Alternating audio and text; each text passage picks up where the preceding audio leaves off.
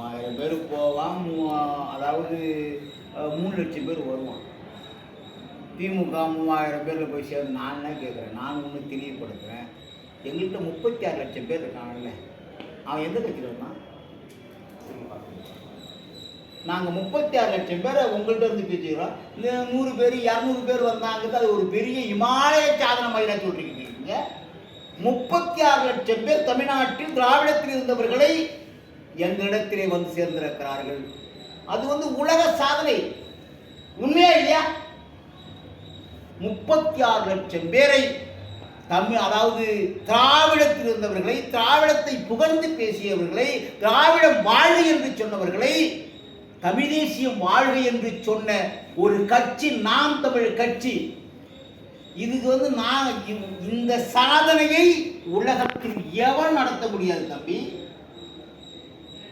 புரியுதுங்களா உங்களுக்கு? நான் சொல்றது புரியுது நினைக்கிறேன். 36 லட்சம் பேர் திராவிடத்தில் இருந்து எங்களுக்கு எதிரான சித்தாந்தத்தை யார் வைத்திருந்தாலும் நாங்கள் எதிர்ப்பு தம்பி.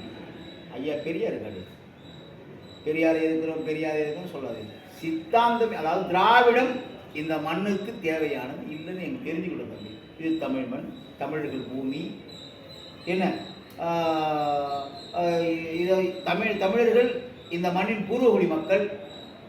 அவங்கள மறுதளிச்சு விட்டு மறைச்சிட்டு எல்லாமே திராவிடம், எல்லாமே பெரியார் அப்படிங்கிற போது நாங்கள் கண்டிப்பாக அதை எதிர்த்து நிற்க வேண்டிய கடமை.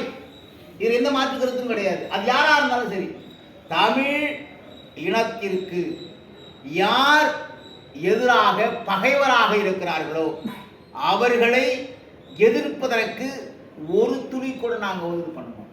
நிற்க வேண்டிய சூழலை இயற்கை நமக்கு கொடுத்திருக்கு.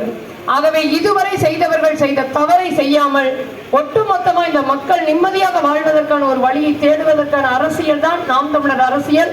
நாம் தமிழர் கட்சி அனைத்து மக்களுக்குமானது. நாம் தமிழர் அரசியல் அனைத்து உயிர்களுக்குமானது. உயிர்மை நேய ஒரு அறம் சார்ந்த அரசியலை கட்டி எழுப்பத்தான் இந்த களத்திலே நிற்கின்றேன்.